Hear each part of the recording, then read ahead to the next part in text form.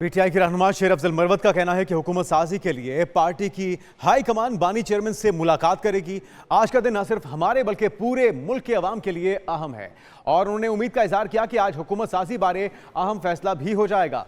उनका मजीद कहना है और उनका ये कहना था कि आज के दिन में अहम खबर सामने आ सकती है। पीटीआई के रहनुमा शेर अफजल मरवत का यह बयान, जिसमें उन्होंने कहा कि हुकूमत साजी के लिए पार्टी की हाईकमान बानी चेयरमैन से मुलाकात भी करेगी। मजीद जानते हैं सफीरुल्लाह से। जी देखें, बिल्कुल आम इंतखाबात के बाद जो नताइज आए और जिसमें पीटीआई की जो पोजीशन आई और मुल्की और सूबाई सतह पर खैबर पख्तूनख्वा की सतह पर जो पीटीआई के आज़ाद उम्मीदवारों की जो पोजीशन आई और उन्होंने जो क्लीन स्वीप किया, उस हवाले से अभी भी एक गुमगू किसी सूरत हाल है और पोजीशन क्लियर नहीं हो रही। इसी हवाले से हमारे साथ मौजूद हैं पीटीआई के मरकजी रहनुमा शेर अफजल साहब, उन्हीं से जानेंगे। जी शेर अफजल साहब, बताएं क्या इस वक्त सूरत हाल है? मरकज़ में जो है वो बड़ा वाज़े मैंडेट मिला है, 2/3 मैंडेट मिला है पाकिस्तान तहरीक इंसाफ को। 21 नशीद से जो है, जिसमें से 7-8 भी हमने चैलेंज किए हैं, वो PMLN को मिली है और नवाज शरीफ विक्ट्री स्पीच कर रहे हैं। बाकी जो है इस इलेक्शन डे से पहले ही रिगिंग जारी थी।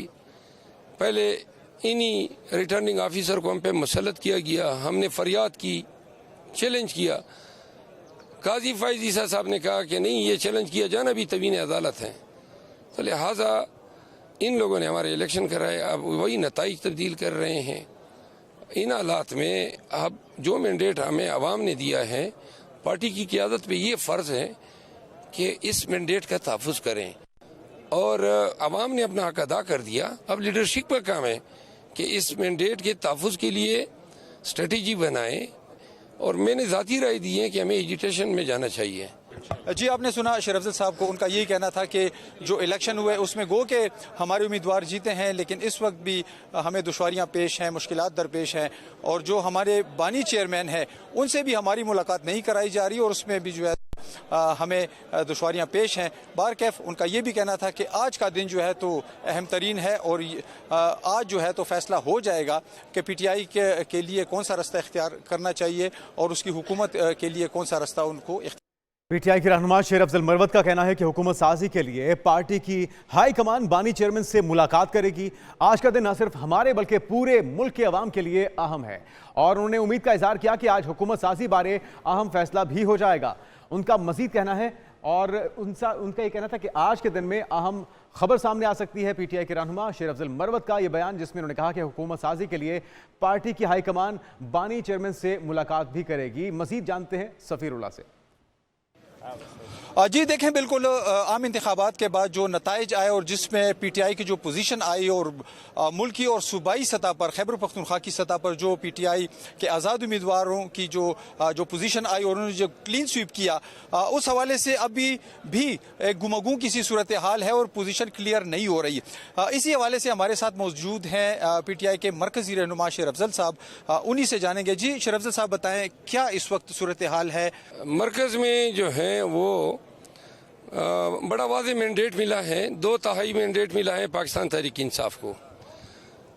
21 नशीद से जो है, जिसमें से 7-8 भी हमने चैलेंज किए हैं, वो PMLN को मिली है और नवाज शरीफ विक्ट्री स्पीच कर रहे हैं। बाकी जो है इस इलेक्शन डे से पहले ही रिगिंग जारी थी।